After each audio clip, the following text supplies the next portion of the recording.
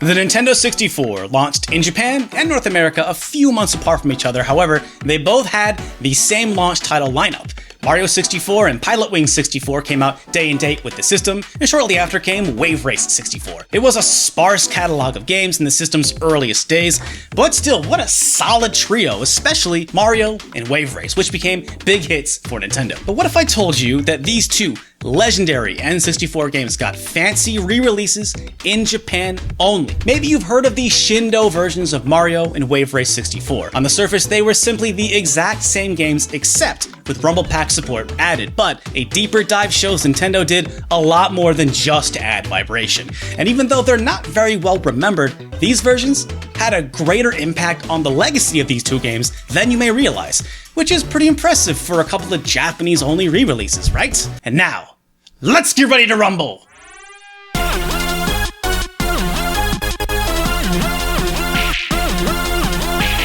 The Shindou versions of Mario and Wave Race, literally Shindou Pack Taiyo versions, were sold on their compatibility with the N64 Rumble Pack. Rumble, or haptic feedback, is so commonplace now that it's hard to remember a time when vibrating controllers were a big deal. The technology has existed in arcades from as far back as at least 1976 in Sega's motorcycle arcade game Fonz, but it made its big console debut with Star Fox 64, which original copies came packed with the N64 Rumble Pack. It marked an industry turning point, and from here, vibrating controllers would become the norm. It's hard to say if Nintendo were the first to think of putting rumble feedback into console controllers, but they were the first to market. Though this wasn't without setbacks. To run at full capacity, the Rumble Pack requires 2 AAA batteries, which adds quite a bit of weight to the controller. We weighed it. The Rumble Pack itself weighs half as much as the controller, plus the way it sits on the back end does make the controller noticeably heavier. On top of that, the N64 controller only has one slot, meaning that if games support Rumble but didn't have battery-backed saves to the cart, which, by the way, most games didn't, you'd have to swap out the Rumble Pack to save your game and then swap it back. Just because you're first doesn't always mean you're best. The PS1 would release its DualShock controllers a year later, and the Dreamcast Rumble Packs worked similarly, but did not require batteries. Fun fact though, the N64 Rumble Pack was a specific technology that Nintendo patented in 1995. Sony and Microsoft, on the other hand, might have rushed their controllers out too quickly and had to deal with patent infringement lawsuits that cost them tens of millions of dollars. Nintendo, to this day, continues to be a pioneer of Rumble technology with HD Rumble on the Switch. Not that anyone probably cares. But bringing it back, the Rumble Pack was unleashed upon gamers with Star Fox 64's 1997 launch, and while it was a huge hit for Nintendo of America, it actually underperformed in Japan.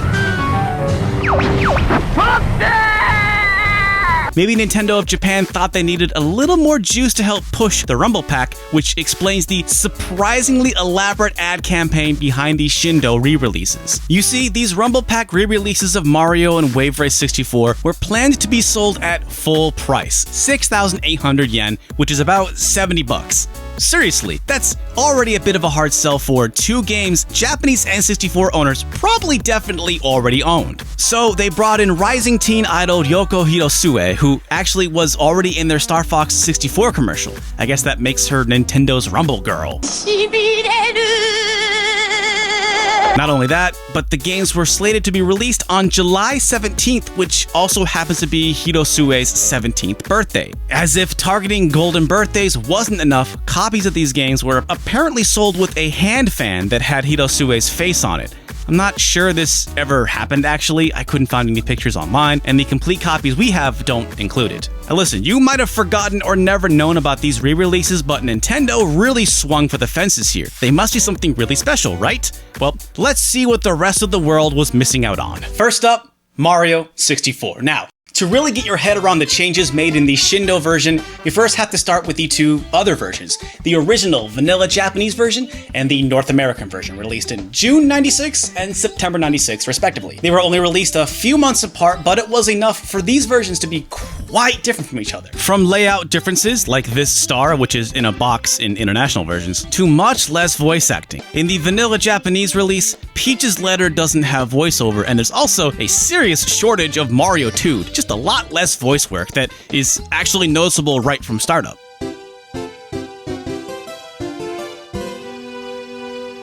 It's also missing one of the greatest voice clips of all time. So long, Bowser. But that's because he's Koopa, not Bowser in Japan. Anyway, of course, you could also expect a lot of glitches from a game that essentially created the blueprint for how the industry would conquer the third dimension. Mario 64 is well known for its glitches, but the Japanese version is a little more glitchy than others, like Bowser's key changing into a star in this cutscene, or a glitch that happens when you get over 1,000 coins, just to name a couple. The Shindou version came out about 10 months after the North American version, and Nintendo definitely took advantage of that time. If you think of the North American version as a second revision, the Shindou is like a third revision. But we should probably start with the rumble features first, since that's the reason these exist, right? The first thing I noticed is that the vibration is shockingly active in the menu. Like it's almost a jump scare. Hitting start, checking scores, adjusting audio, it just assaults you with vibration. Dude, chill out. Once you get into the game, though, it makes more sense, with vibrations activating when landing a jump, butt stomping, or hitting walls or blocks. It's functionally the same as Mario's next mainline game, Mario Sunshine, so I guess check that out if you want to get a better idea of how this version works. It doesn't add much, but it's pretty cool. In terms of other features, there's this fun gag when you press Z on startup. Get a load of this! This is the most Marios I've seen since Space World 2000.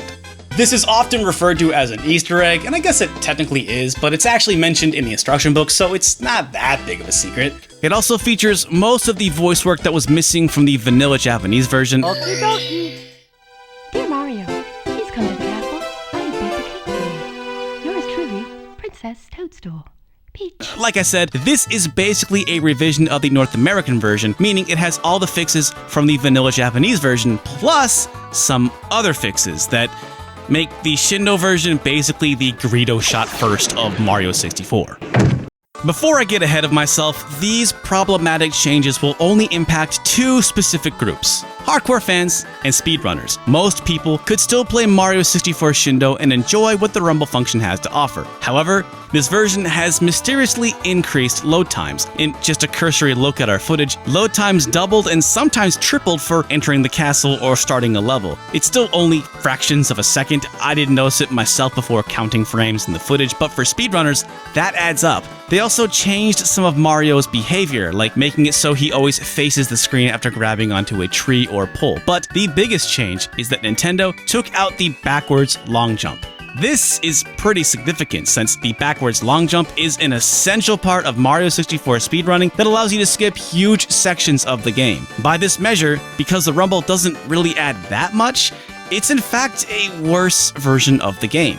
Perhaps surprisingly, the legacy of the Mario 64 Shindou version would live way past its 1997 release. It was the version ported to the Chinese-only iQue in 2003, and by the way, if you didn't know, the iQue was a console made partially by Nintendo to get around the Chinese government's increasing restrictions on games, and the games were digital only as a way to fight China's legendary bootleg market. Really fascinating stuff. But let's move on to the next year, in 2004, where Mario 64 launched with another system, the DS. Super Mario 64 DS is not based specifically off of the Shindou version, as it is a pretty substantial remake, but I thought I'd point out a couple of key things. Similarly to the Shindou version, it also excludes the backwards long jump, which is kind of unfortunate in my opinion. However, unlike the Shindou version, it does not have rumble support, even though the DS had its own rumble pack. Though to be fair, the DS's rumble pack was bundled with Metroid Pinball and didn't launch for a full year after the DS's release. And you'd be forgiven if you didn't know or forgot that the DS and DS Lite had rumble packs. In contrast to the N64, very few games actually supported. But going into this video, I thought for sure it would have been among the few and was a little surprised to see that it doesn't. From here, Mario 64 would see re-release in a new format, as a digital download via Virtual Console. I was kind of surprised to see that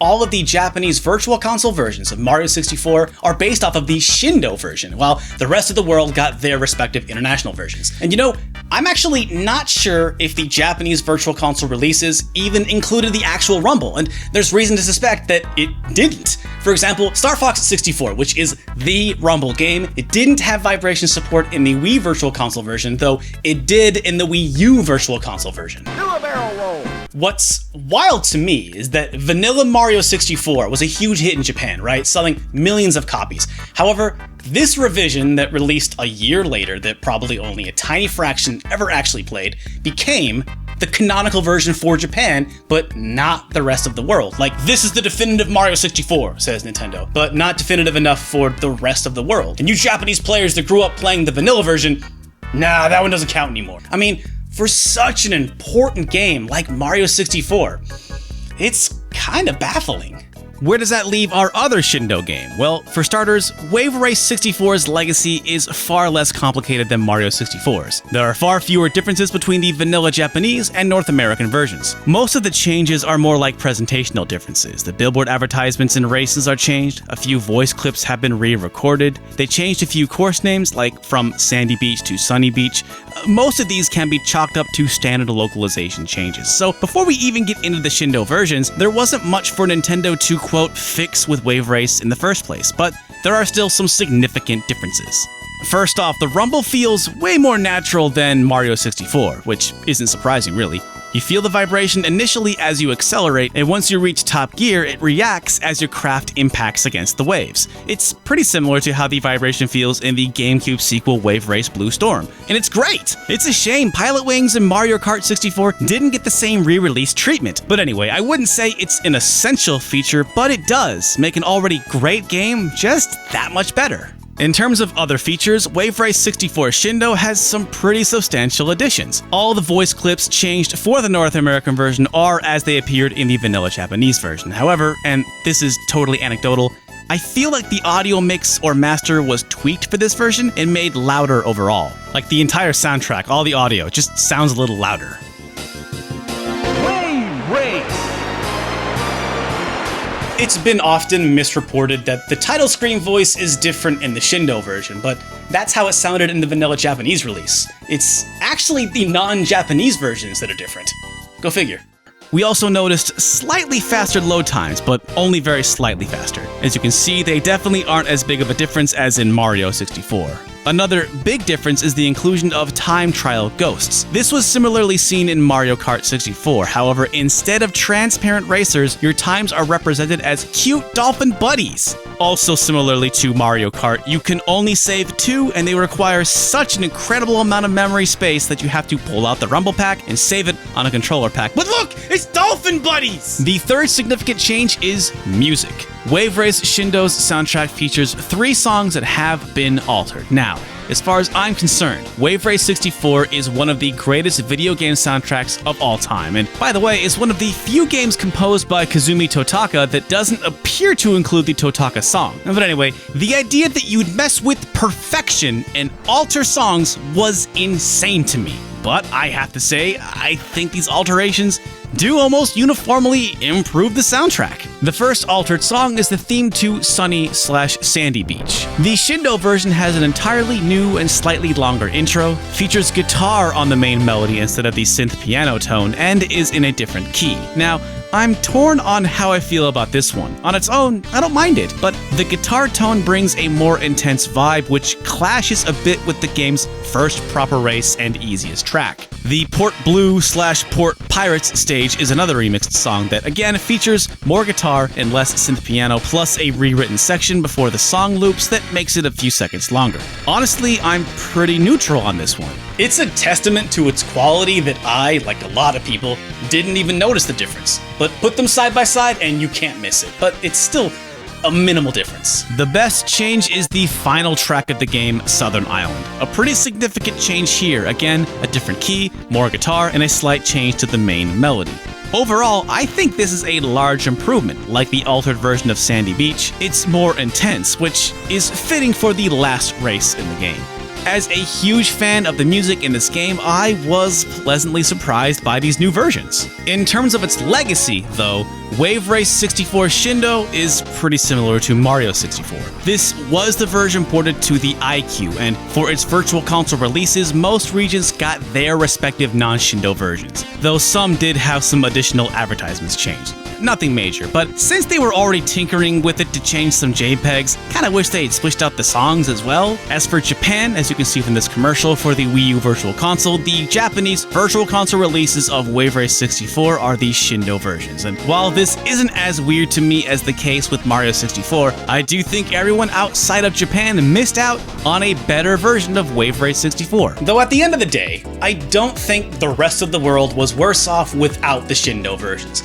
I think that content-wise, the North American Mario 64 is probably the best version based on the fact that there's more content and still enough fun glitches for superfans. Going by speedrun.com's current charts, the vanilla Japanese version is overall faster, though the North American version is on top for some runs. And yeah, I do think we technically got a worse version of Wave Race 64, but I'm definitely not saying that the non-Shindou versions are bad. Unless you're talking about the PAL version, and then, yeah, you hate to see that happen. We'd like to thank N64th Street for letting us borrow their pristine boxed copies of these games. Having the physical games and instructions here helped a lot with researching some of the more granular trivia. By the way, this person was also super nice and let us borrow their N64 DD. We announced this on our podcast in the May episode of the podcast. We talked about how we had these Shindou versions as well as an N64 DD and most, if not all, of the games. This person's a local Seattle bro, a pretty awesome dude to let us borrow their 64 DD, and so that video's coming soonish. It's gonna be a little bit. Yeah, we really want to get into it. Yeah. Get in there. But they kind of sprung it on us, like just out of nowhere, like popped up like, hey, saw you were local. Do you want my DD? And I was just sort of like, yes, but we won't be able to get to it for like a month or two. We got some really fun stuff planned coming up after this. Some other donation.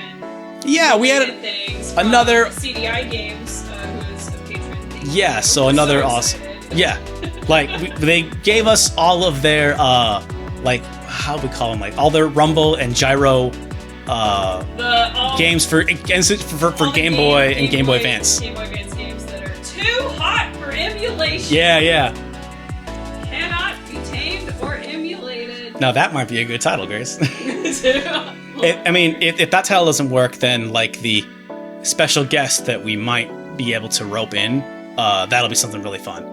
But we don't want to say anything yet. But like, hey, we talked about 4 years. You know, this Patreon's happening for 4 years now, and we got some really awesome fun stuff planned. So like, we ain't done. Nope. 4 years is cool, but like, I mean, we ain't slowing down. So just stick around. Yeah, stick around. Thanks for the support, everybody. Grace, do you have any parting words for our awesome supporters? Keep rumbling. Just keep rumbling on in your life, in your home, at your workplace. Yep. Just rumble on. Yeah. Man. Yeah. Rumble. Attach a Rumble pack to your life.